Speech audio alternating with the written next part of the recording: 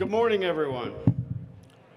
Welcome to the National Association of Conservation Districts 79th Annual Meeting. We're so glad to have you with us here in Salt Lake City for 3 days filled with learning and networking with conservation leaders from across the nation. This year's theme is Be the Change, reaching new summits in conservation. Utah is nicknamed the Beehive State, and beehive images can be found all over Utah as a symbol of community and industry. As we gather here, let's reflect on how the bees, we can change together and come together as a community to reach new heights as we conserve our nation's natural resources, taking inspiration from the beautiful summits that surround us here in Salt Lake City. NACD extends a special thank you to the Utah Association of Conservation Districts for hosting, for hosting this year's event. Together, we put many planning hours into this meeting. We're confident that your time here will be filled with both great learning and networking opportunities. Please take advantage of these days together to learn, ask questions, and network so you can return home with new knowledge, ideas, and inspiration for how to best support conservation goals in your local community. This year's meeting offers a revamped schedule of events with shorter general sessions, more breakout sessions, more opportunities for you to connect with peers over longer breaks and additional hours at the Conservation Showcase, as well as more informative tours. To facilitate your participation in this year's annual meeting, download the free event app called Sketch to your Apple or Android smartphone. You can point your smartphone camera at the QR code displayed on the screens to get Sketch. Here you'll find a digital meeting program, session descriptions, speaker bios, maps, and more. If you prefer a printed schedule, they are available at the registration desk. However, Sketch will have the most up-to-date information, including room changes or any pertinent information.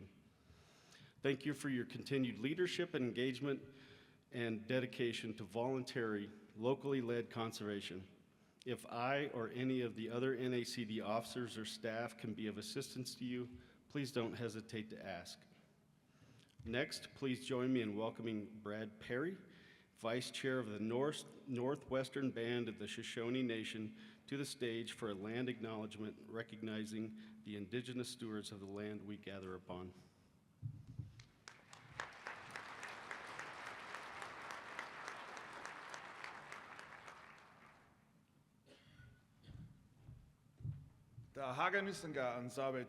Good morning, my friends. How are you doing today?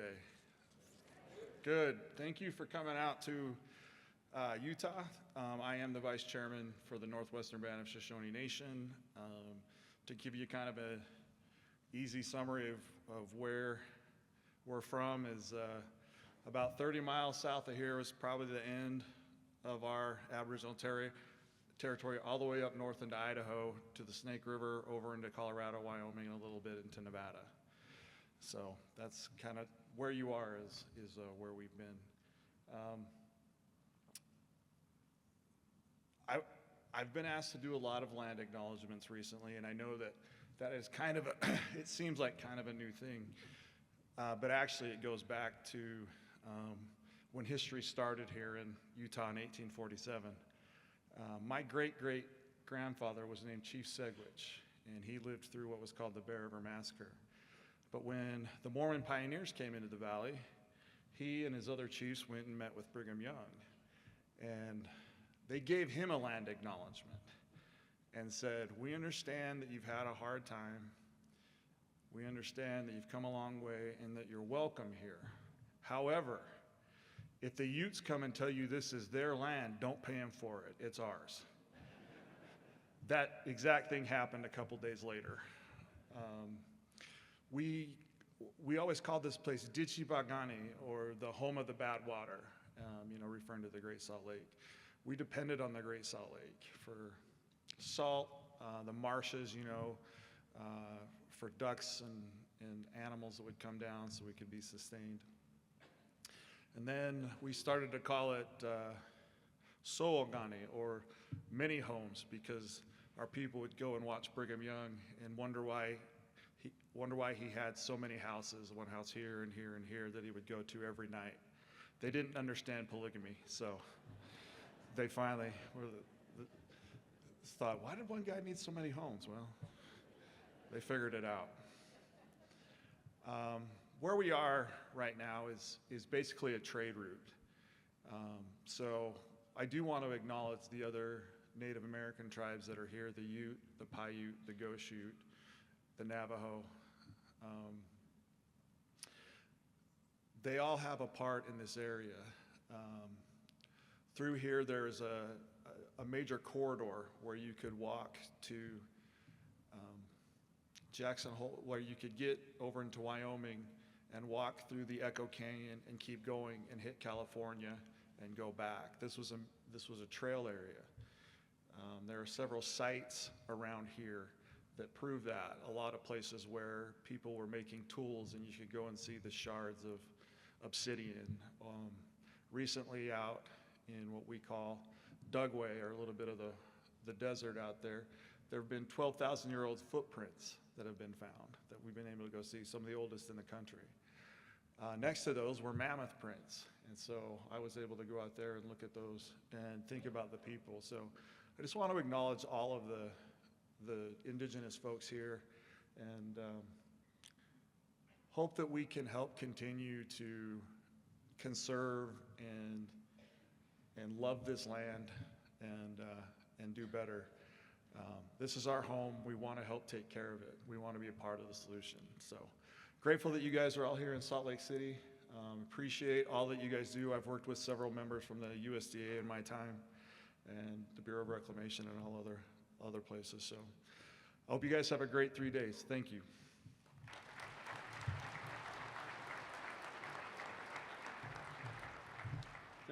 Thank you, Brad, for joining us this morning, and for the work you and the Northwestern Band of the Shoshone Nation do to conserve the land and the natural resources. We're honored to have you help us welcome everyone here today. Now, everyone, please stand with me, if you are able, for the presentation of the Colors by the University of Utah Army ROTC.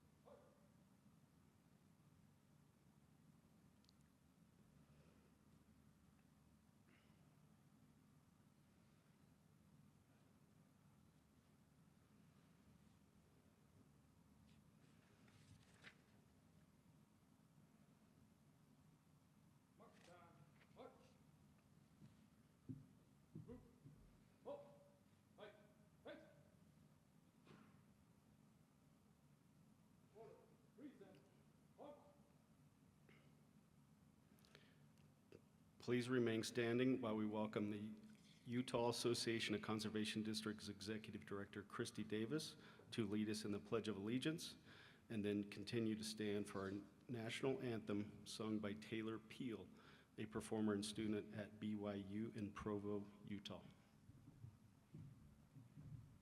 I pledge allegiance to the flag of the United States of America and to the republic for which it stands, one nation, under God, indivisible, with liberty and justice for all.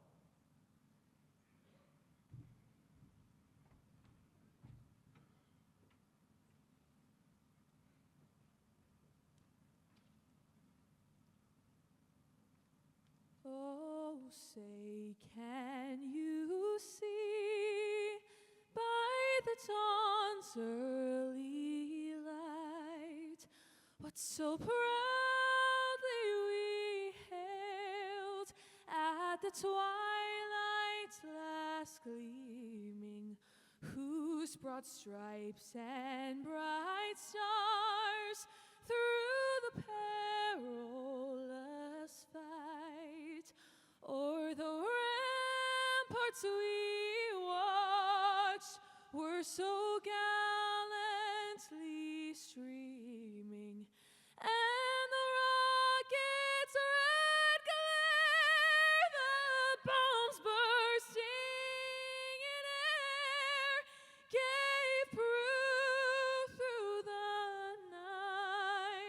that our flag was still there. Oh, say does that star-spangled banner yet wave o'er the land of the free and the home of the brave?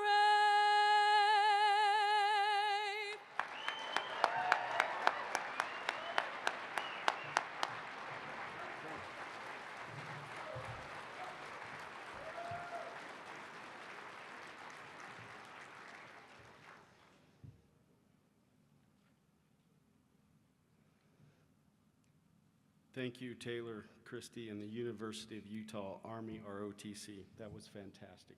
Thank you. Please be seated.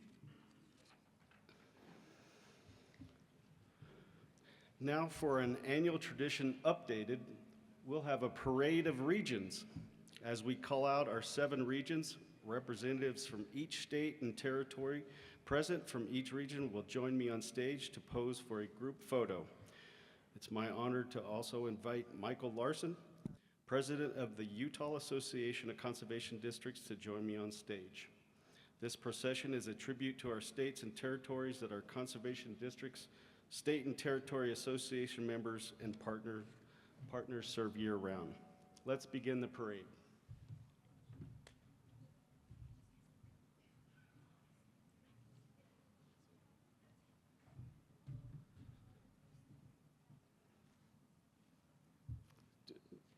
North Central.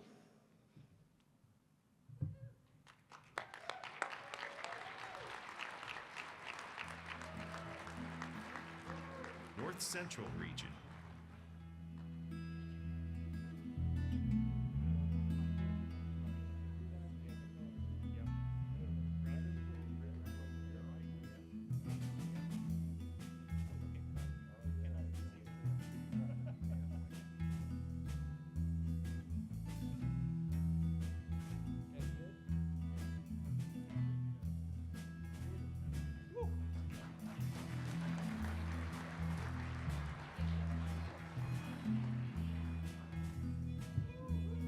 Northeast.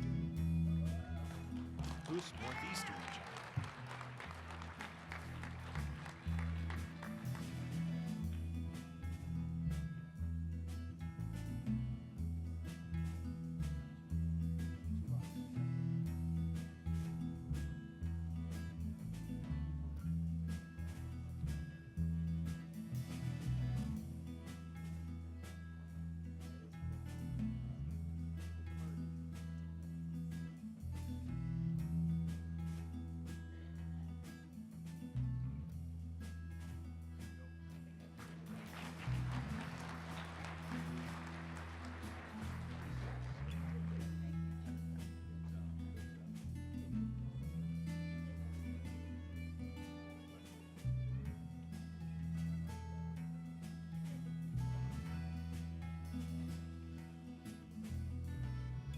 Northern Plains region.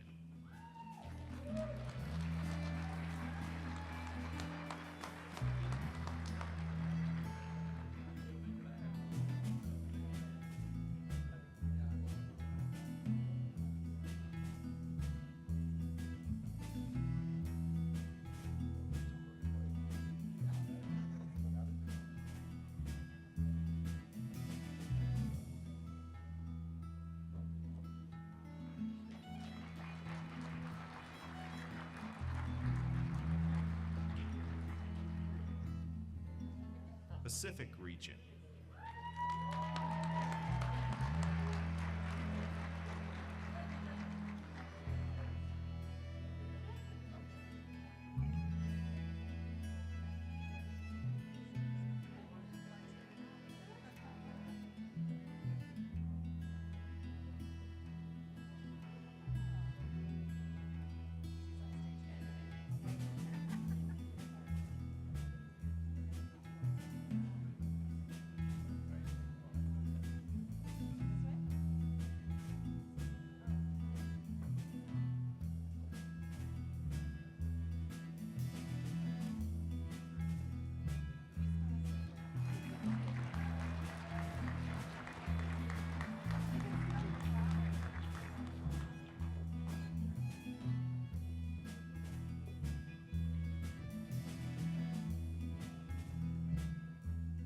South Central Region.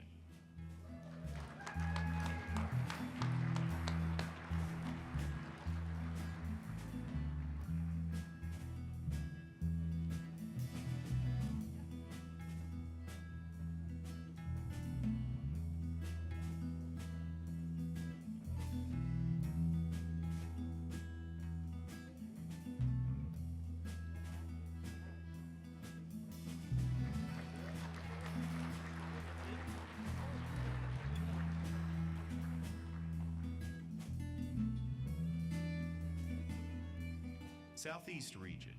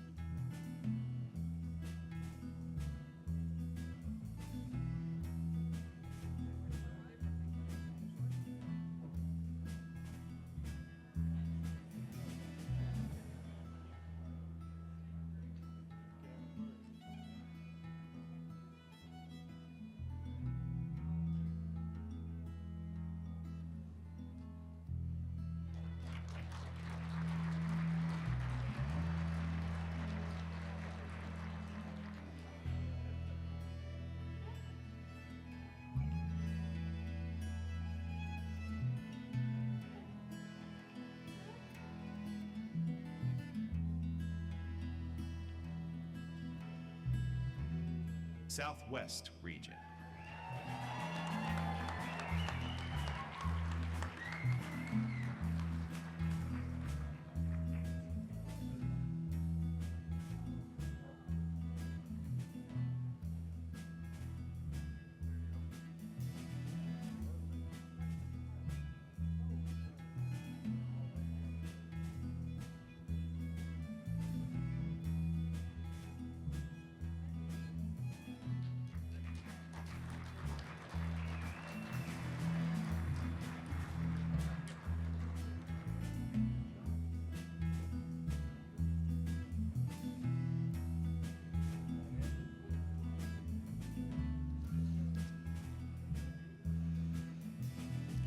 Let's give a round of applause to our state and territory representatives, region chairs, and executive board members.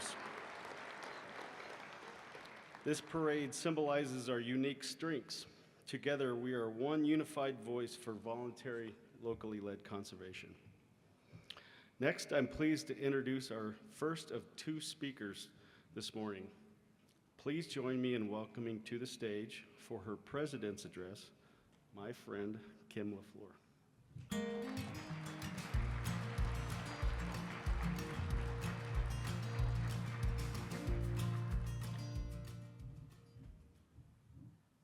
Well, good morning.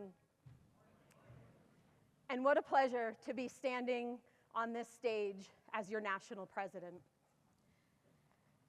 726 days.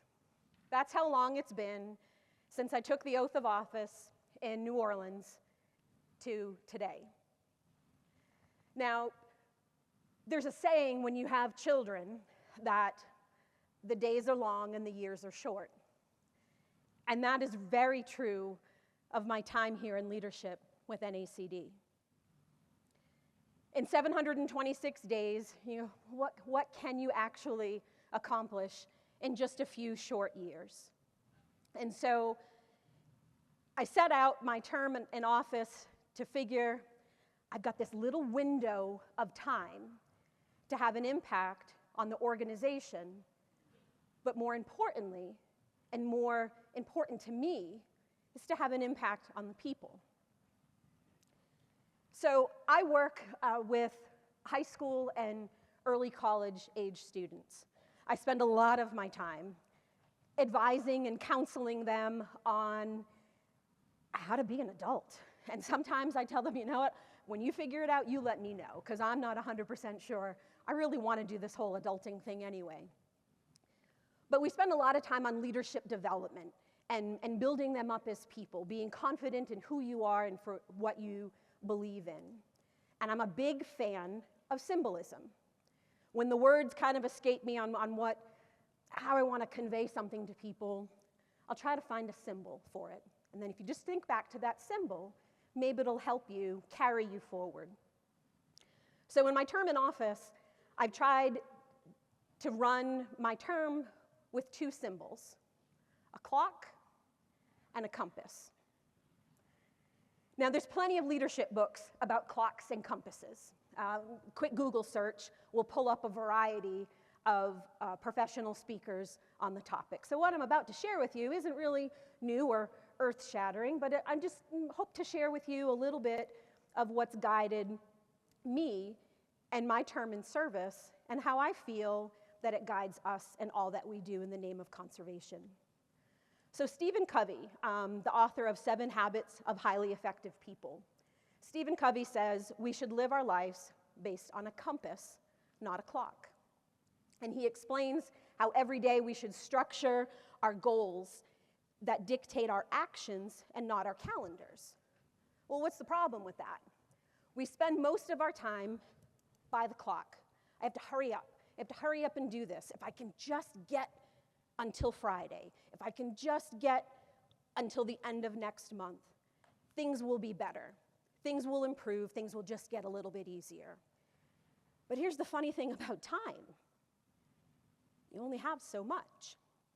So, in my term, I know that I don't have a do-over. You don't get a do-over. You don't get a do-over in leadership. You don't get a do-over in life. And so, if you're only going to have so much time, how do you choose to spend it?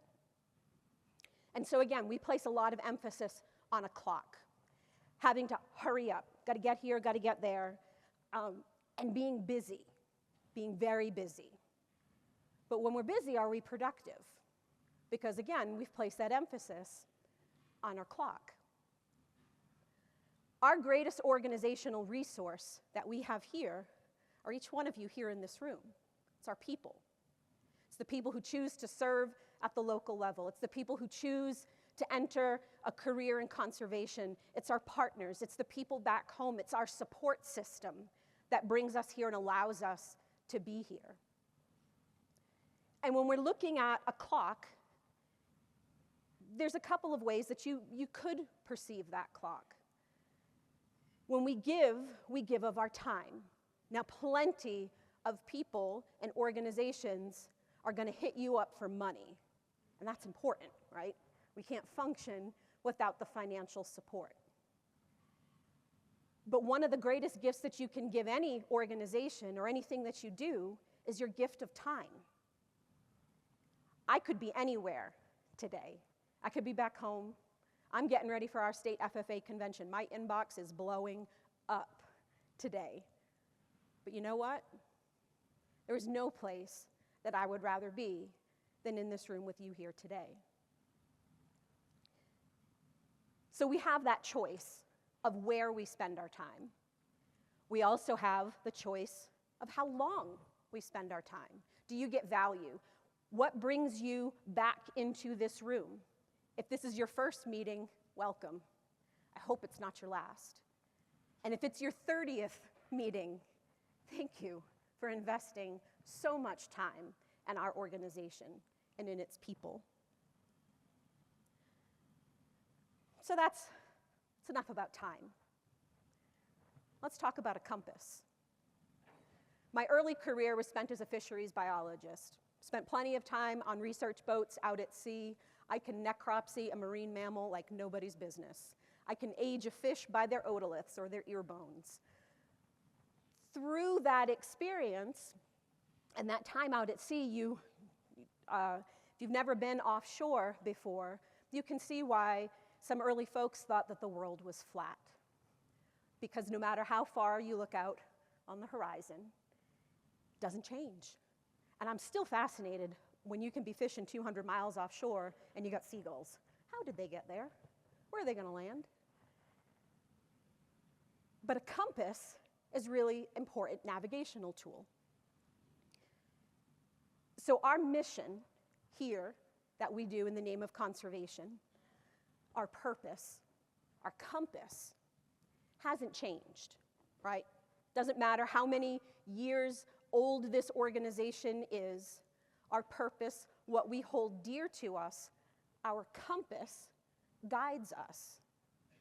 So we can let ourselves be dictated by a clock and say we've got to hurry up and do a certain thing before a certain time runs out, or we can let that compass help guide our actions. I have a term that was introduced to me when I was early in my career called a BHAG. It's a big, hairy, audacious goal. I think we have a lot of BHAGs in conservation. We have a lot of things that we want to get done. And again, we're looking at a clock. We're looking at a clock on the wall, the clock on our wrist, the clock on our computer. Hurry up, get that goal accomplished. But are we looking at our compass and making a plan of how we're going to get there? Our priorities determine our success. How you navigate your compass. For those of you who are familiar with navigational tools, we all know the cardinal directions, right? North, south, east, west. It's easy to just say, pivot, alter course, change direction, change your goals, change your priorities. But what about those fine adjustments? What about the ordinal directions on a compass, those little places in between north and east, and the places between east and south, etc.? Very simplistically thinking about it, if we look at a clock and a compass, we know we only have so much time. We only have so much time to spend in an organization, in our career, with our families. But if we let our compass guide us, your goals are more easily accomplished because you're focused on where you need to be. Now, I don't think that that's any more important than it is today about being laser focused on where you need to be, but not being afraid to pivot just a little bit. So in our opportunities for service that we have here at the national level, at the local level,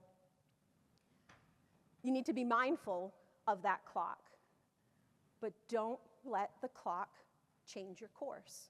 Your compass is who you are. It's what you believe in. It's what we believe in as an organization. It's what you believe in at the local level. When you keep your compass in your hand, your compass is leading and governing your clock. It's letting you know, okay, I'm still going here. I only have so much time left. So how do I make an impact? So our compass, our goals here in conservation is locally led works.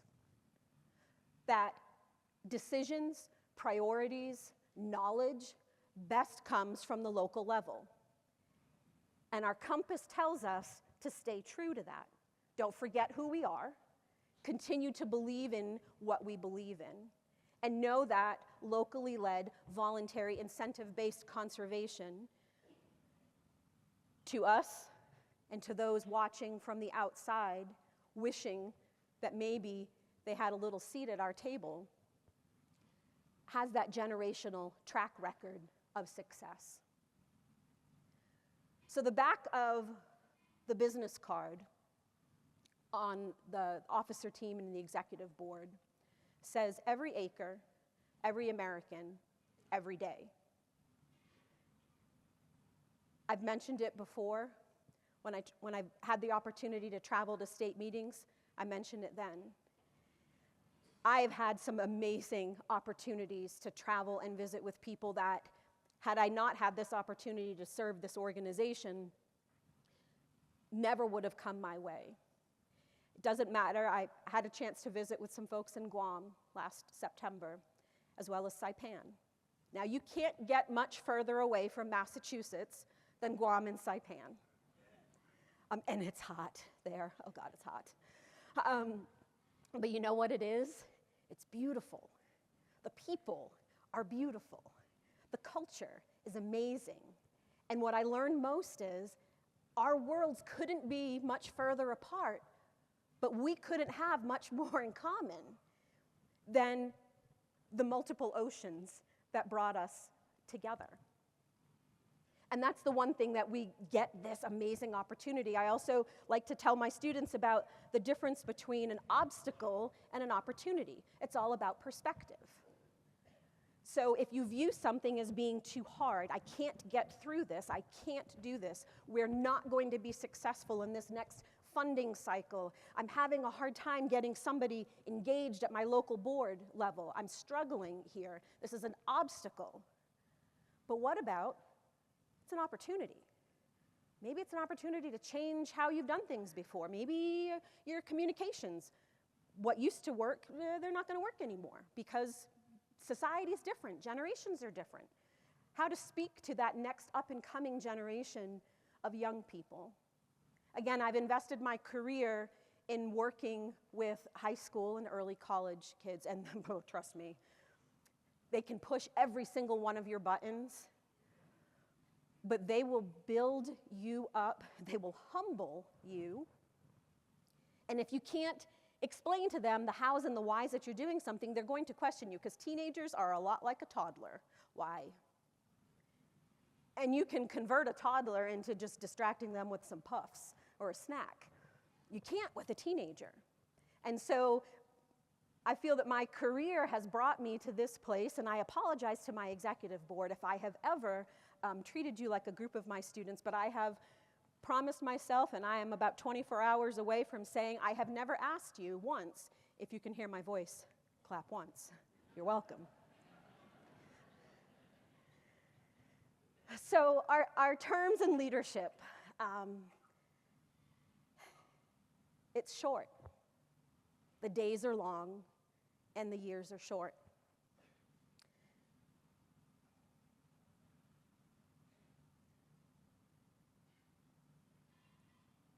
To my executive board, thank you, and I'm taking this opportunity to do this on the stage today because it's important to me that you all know in this very public setting how much not only do you mean to me as an individual, but how much you've given to this organization. So Jeremy is going to help me here, and you can just do that right from the, right over there, that's fine. You don't need to make them come up, just right around the tables. So Jeremy's got a little something for you.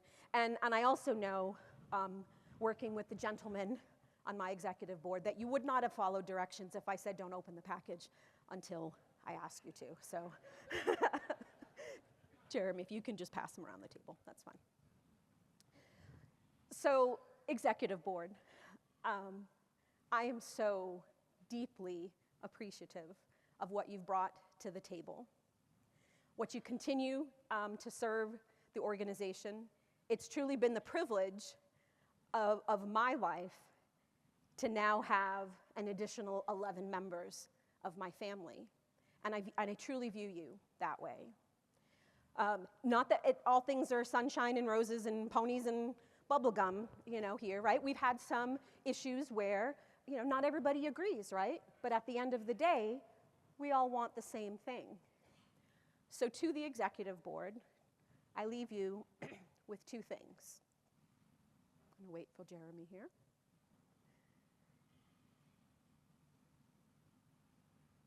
So you can go ahead and you can open them now. Men. So I leave you with two things. I leave you with a clock and a compass. And I hope the clock is reflective of our time together and how appreciative I am of the time that you've spent serving the organization and, more importantly, being a friend to all. And I also leave you with a compass. Let it guide your heart. Let it guide you in your term of service as you finish out your term in service to NACD and at the local level. I can't thank you enough for helping guide my compass as my clock winds down. Thank you.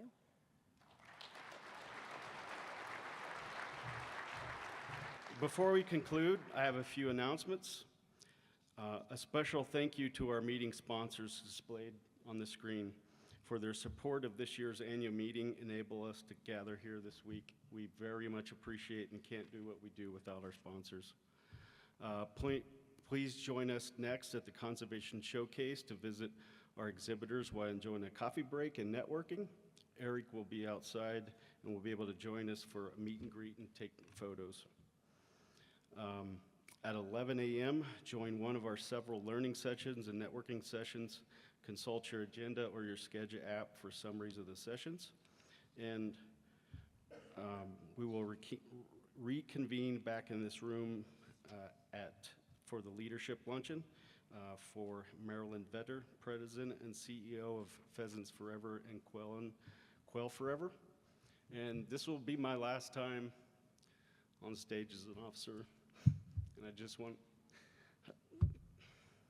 I've loved every second of it. The partners, officers, executive board, it's just been amazing. So thank you all. Thank you for coming, and we will see you at Leadership Lunch. Thank you.